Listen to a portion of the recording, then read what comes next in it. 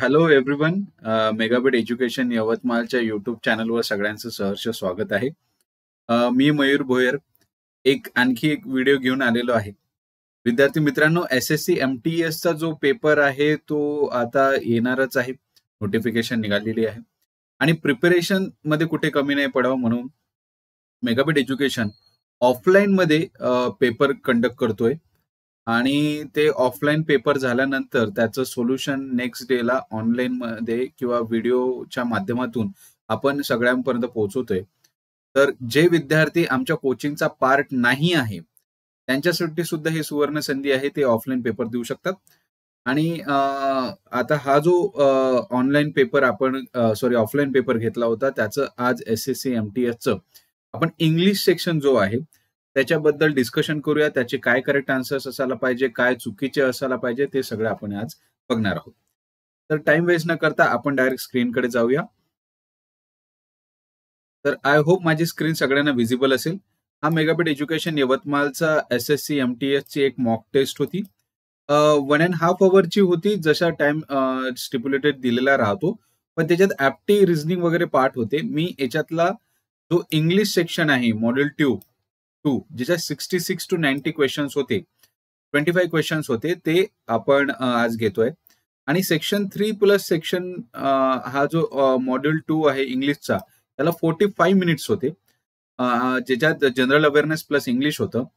तर अशा प्रकारचा हा पेपर पॅटर्न आपण सेट केलेला होता आणि हे आहेत इंग्लिश लँग्वेज आणि कंपॅरिझनचे क्वेश्चन्स. तर मी आज तुम्हाला या स्क्रीनच्या माध्यमातूनच आन्सर सांगण्याचा प्रयत्न करेल. ऍज इट इज पेपर घेतलेला आहे, म्हणजे जसा पेपर येतो तशाच प्रकारे याच्यावरच मी सिम्प्लिफिकेशन किंवा explanation what I can say मी तुम्हाला आता देणार आहे. ठीक आहे, तर आपण याला आता चालू करूया. तर जसा क्वेश्चन नंबर 1 आहे, मी सिलेक्ट ऑप्शन क्वेश्चन नंबर जो 1 आहे की select the option that can be use as a one word substitute for the highlighted group of words. आपल्याला एक वर्ड सांगायचं आहे जे याचं मिनिंग सांगतं. क्वेश्चन आहे, he studied the subject non as the scientific study of the insect.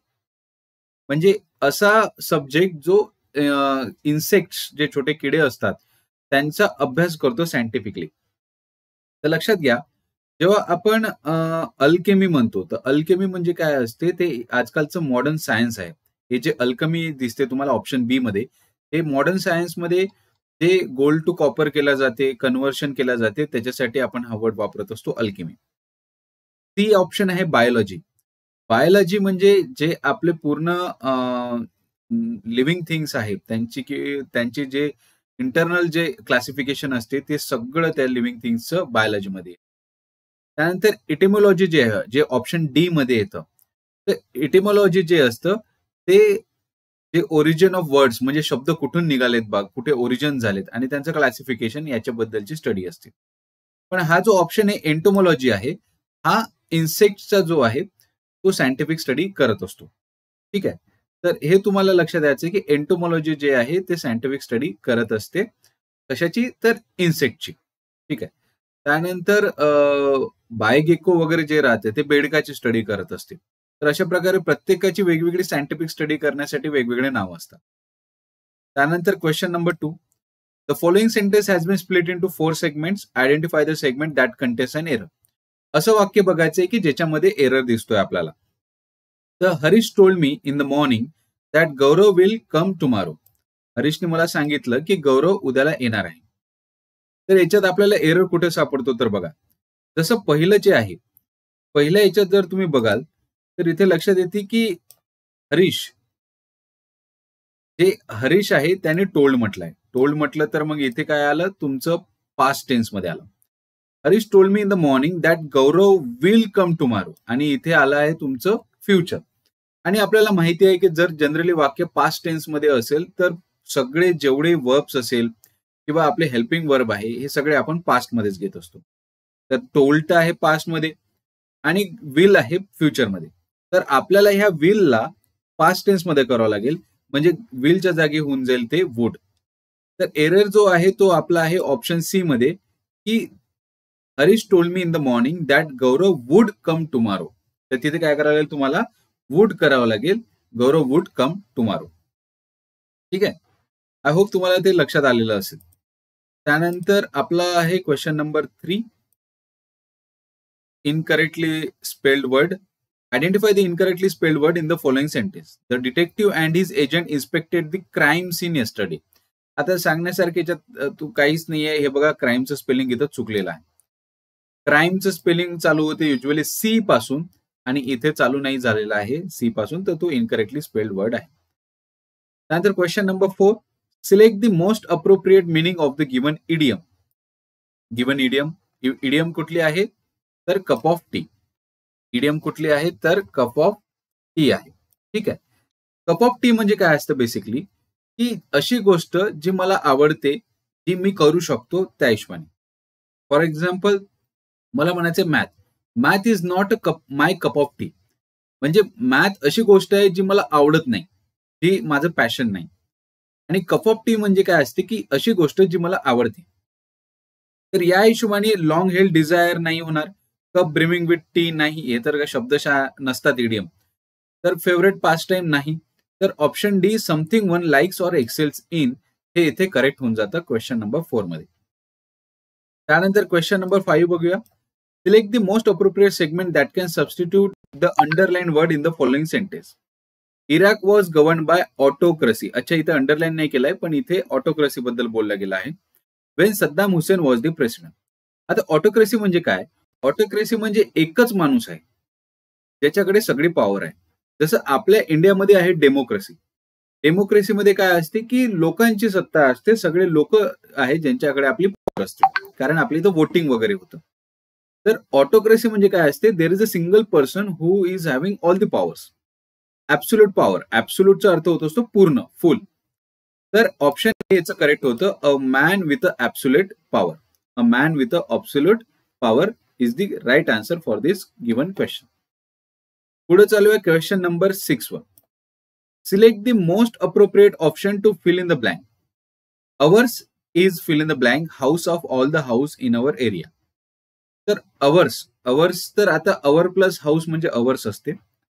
Hours is the more bigger, the most biggest, the biggest आणि the bigger. ते एक लक्षात घ्या, जसे इथे मी ब्लूनी किंवा येलोनी हायलाइट करतो, चला याला स्काय ब्लूनी हायलाइट करतो, जे द मोर बिगर आहे आणि द बिगर आहे. जनरली कम्पॅरेटिव्ह डिग्रीमध्ये आपण द वगैरे वापरत नाही, पहिली गोष्ट. दुसरी गोष्ट, मोर आणि बिगर हे दोन्ही कम्पॅरेटिव्ह आहे. तर एक तर तुम्ही मोर म्हणा, नाही तर बिगर म्हणा, दोनपैकी एकच होईल. त्यानंतर ऑप्शन सी मध्ये पण बघा, मोस्ट बिगेस्ट. एक तर तुम्ही मोस्ट म्हणा किंवा बिगेस्ट म्हणा, कारण सुपरलेटिव्ह डिग्री एकच पाहिजे. दोन्ही पण याच्यात काय होत आहे, सुपरलेटिव्ह होत आहे, मोस्ट आणि बिगेस्ट. तर त्याच्यामुळे तुमच्याकडे ऑप्शन काय उरला, द बिगेस्ट. आणि सुपरलेटिव्ह डिग्री सोबत नेहमी द आर्टिकल येतो, हे लक्षात ठेवा. तर ऑप्शन डी जे आहे ते इथे करेक्ट होतं. बाकीचे ऑप्शन जे आहे ते इनकरेक्ट आहे. त्यानंतर question number 7. Select the incorrectly spelled word. Testimonial, ballad, rampant आणि बेनिफिशरी. तर पहिले तर मी सांगतो तुम्हाला रॅम्पंटचं. एवढं लक्षात घे की ऑरेंजवाले जे हायलाइट करतो मी ते करेक्ट आन्सर असते. तर रॅम्पंट म्हणजे काय असते, जो व्यक्ती म्हणा, ॲनिमल म्हणा, तो दोन मागच्या पायावर जो उभा राहतो त्याला आपण रॅम्पंट म्हणत असतो. किंवा एखाद्या झाडाची जर भरमसाठ वाढ होत असेल तर आपण त्याला रॅम्पंट म्हणतो. ठीक आहे. त्यानंतर बेनिफिशरी, ज्याचा काहीतरी बेनिफिट होत आहे तो असतो बेनिफिशरी. त्यानंतर हे आहे बॅलेड. बॅलेड म्हणजे काय असते, आपलं जे फोक म्युझिक आहे कंपोज केलेलं, जसं पोवाडा असतो, त्यानंतर लावणीचं असते, तर त्याला आपण बॅलेड म्हणतो. आणि हे जे टेस्टिमोनियल आहे, इथे थोडीशी गडबड आहे. टेस्टिमोनियलच्या स्पेलिंग मध्ये TEST येते, टेस्टवाला TEST. आणि टेस्टिमोनियल म्हणजे एखाद्या व्यक्ती किंवा ऑर्गनायझेशन बद्दल जे आपण कौतुक करतो, गुड थिंग्स बोलतो, तर ते जे रेकॉर्ड करतो त्याला आपण टेस्टिमोनियल म्हणतो. जसं माझ्या इन्स्टिट्यूटमध्ये जर विद्यार्थ्यांचा फीडबॅक चांगला असेल तर तो विद्यार्थ्यांचा फीडबॅक मी लिहून घेईल किंवा व्हिडिओ रेकॉर्ड करेल, आणि ते जे असते त्याला आपण टेस्टिमोनियल म्हणत असतो, जे तो रिटर्न कंटेंट असतो किंवा व्हिडिओ कंटेंट असतो. नंतर बघा question number 8. Select the most appropriate meaning of the highlighted idiom. The council president is known to play devil's advocate often.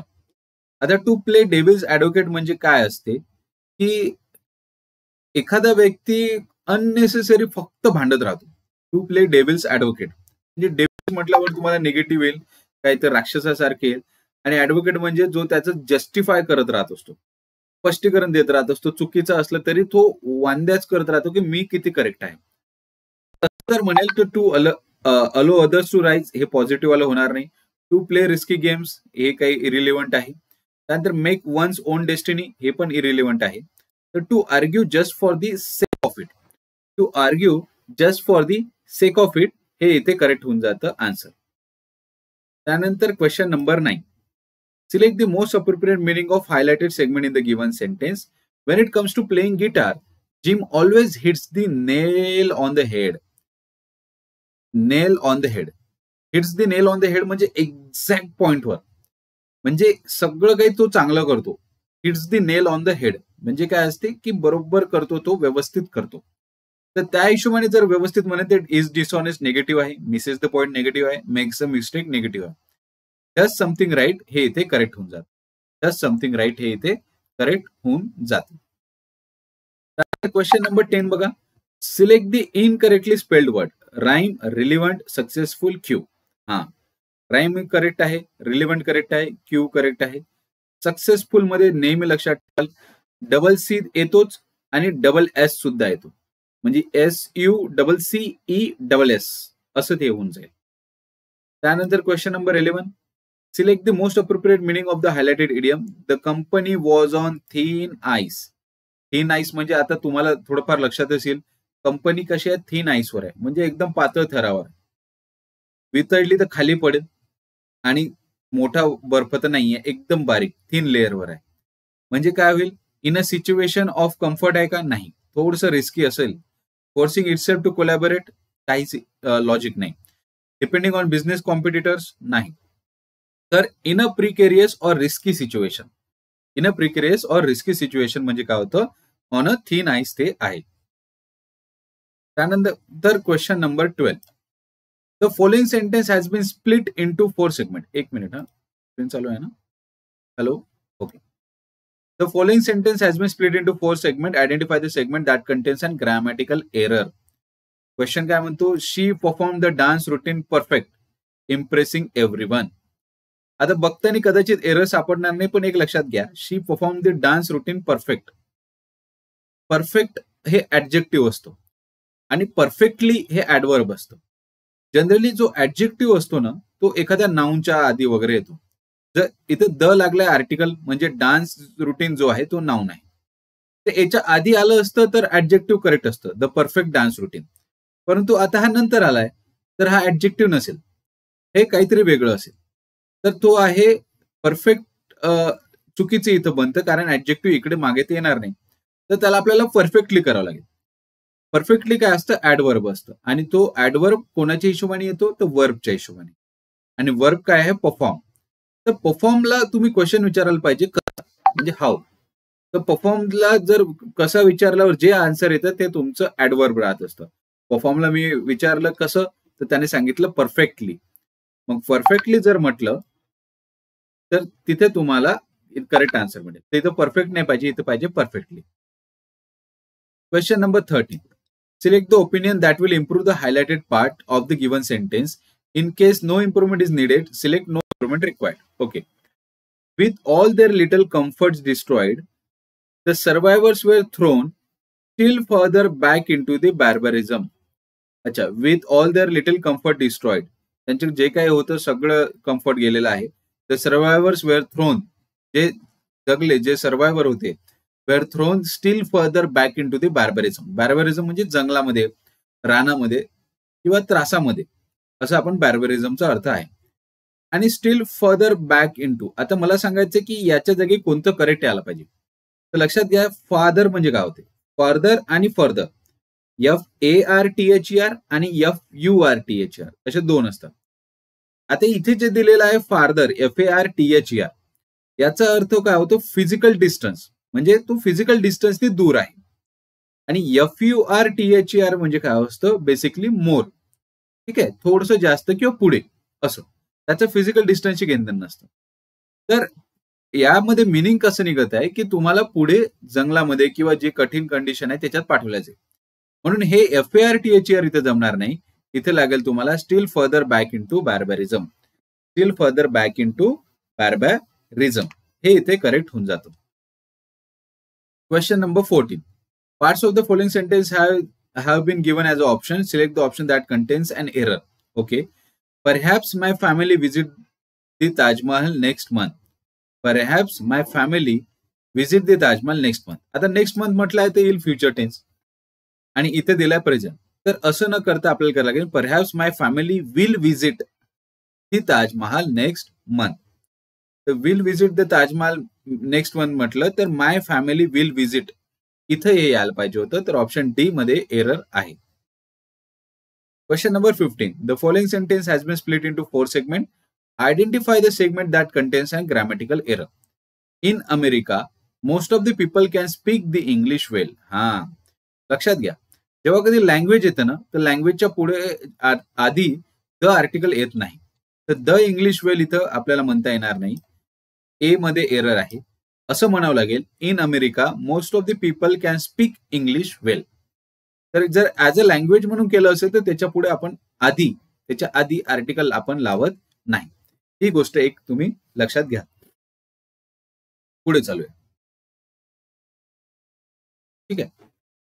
Select the most appropriate antonym of the highlighted word. Butterfly was attracted toward the bright flower. आता attracted शब्द आहे म्हणजे positive शब्द आहे, म्हणजे मला पाहिजे कुठला तरी निगेटिव्ह शब्द. तर जसं इथं पहिले रेकंड आहे. रेकंड म्हणजे असते कन्सिडर करणे. ठीक आहे. रेकंड म्हणजे असते कन्सिडर करणे, मोजण्यात घेणे, म्हणजे रिकॉग्नाइज सारखं जे आहे कन्सिडर केलं पाहिजे. तर हे इनकरेक्ट होतं.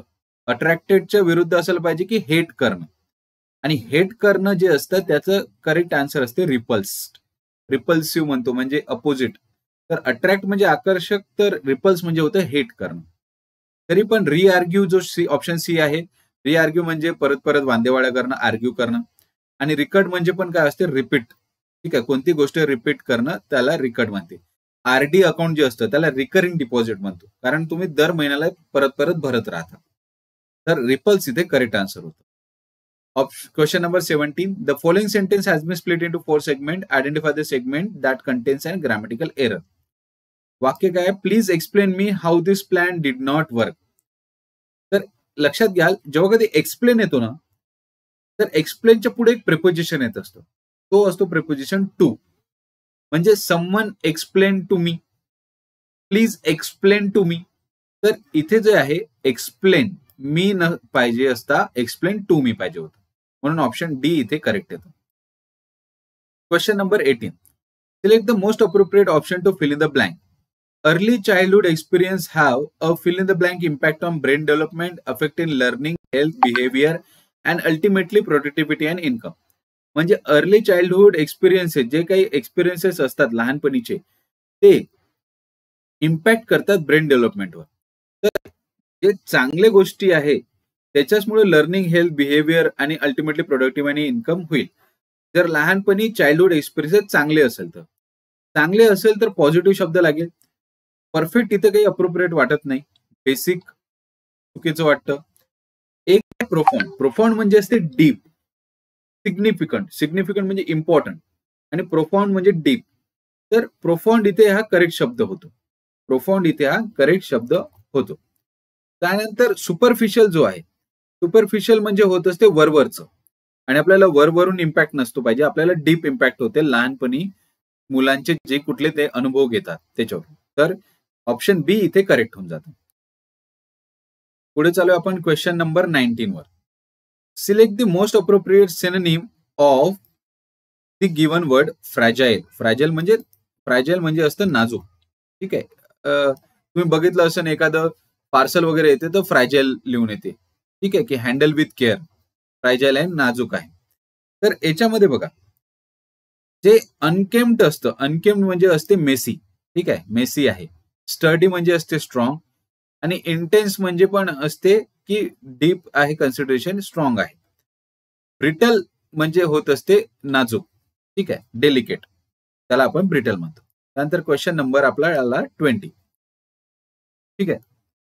तर आता बघा, select the most appropriate antonym of the highlighted word. He was admired for introducing welfare programme.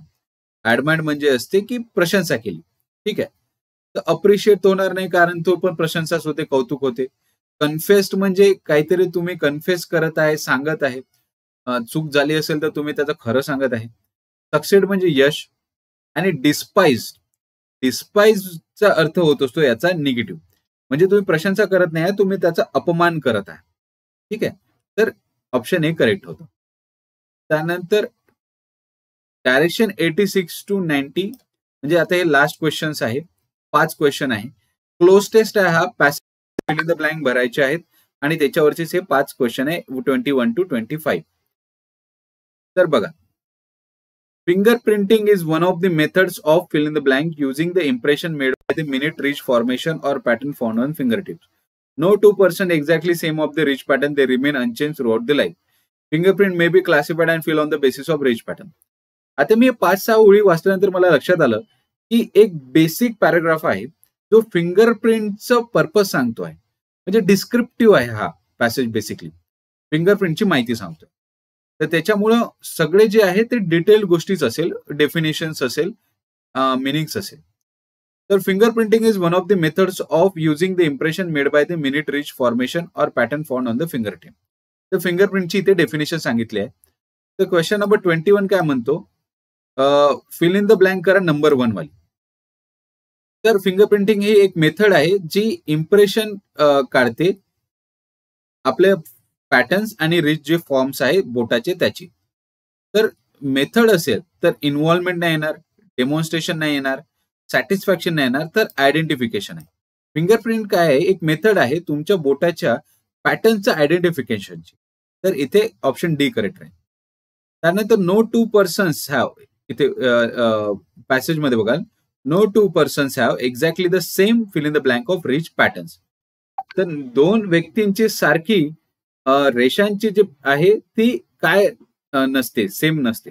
तर मॅनेजमेंट नसते का? नाही, मॅनेजमेंट ती रिलेव्हंट आहे. स्टेटमेंट रिलेव्हंट आहे. सेटलमेंट पण नाही.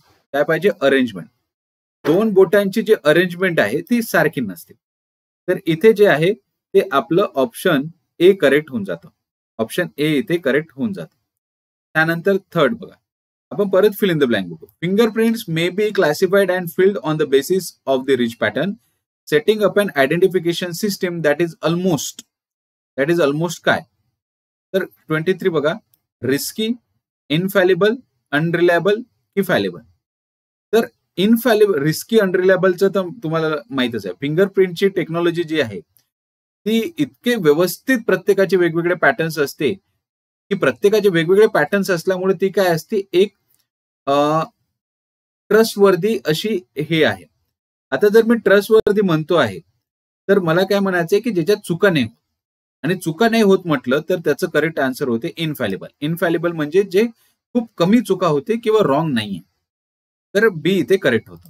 त्यानंतर fill in the blank number 4 ची बघूया, 24वा question. Today law enforcement agencies use computers to fill in the blank, record fingerprints and to transfer them electronically to other agencies for comparison. तर इथे बघा कसे पाठवले जाईल, मॅन्युअली पाठवले जाईल, मेंटली पाठवले जाईल, फिजिकली पाठवले जाईल की डिजिटली. इलेक्ट्रॉनिकली म्हटलं आहे तर ते ऑप्शन डिजिटल इज करेक्ट. आणि last fill in the blank. By comparing fingerprints of the criminals with the recorded fingerprint, officials can establish fill in the blank proof of the presence or identity of a person. तर हे जे आहे fingerprint comparison केल्याने क्रिमिनलचे जे recorded fingerprints आहेत यांच्यासोबत जर क्रिमिनलचे आपण फिंगरप्रिंट मॅच केले तर ऑफिशियल काय करू शकते, तर ऑफिशियल पक्क सांगू शकेल की हा जो आहे या व्यक्तीची आयडेंटिफिकेशन ही आहे. तर डाऊट येईल का? नाही. फिंगरप्रिंट डिजिटली प्रत्येकाचे वेगळे असल्यामुळं शॉर्ट राहील. तर डाऊट नाही, अनकन्फर्म नाही आणि प्रोव्हिजनल म्हणजे सुरुवातीचं नाही. ऍब्सोल्यूट राहील. ऍब्सोल्यूट म्हणजे कम्प्लीट किंवा फुल. तर by comparing fingerprints of criminal with the recorded fingerprint, official can establish absolute proof, म्हणजे 100% प्रूफ जे आहे प्रेझेन्स किंवा आयडेंटिटी ऑफ पर्सन सांगते. तर इथे ऑप्शन 25 जे आहे ए हे करेक्ट राहील. तर हे होते आपले 25 क्वेश्चन एमटीएसचा मॉक टेस्टचा पेपर. एमटीएसची लेवल जी राहते ती थोडी इझीच राहत असते, कारण 10 बेस असते त्याच्यामुळे.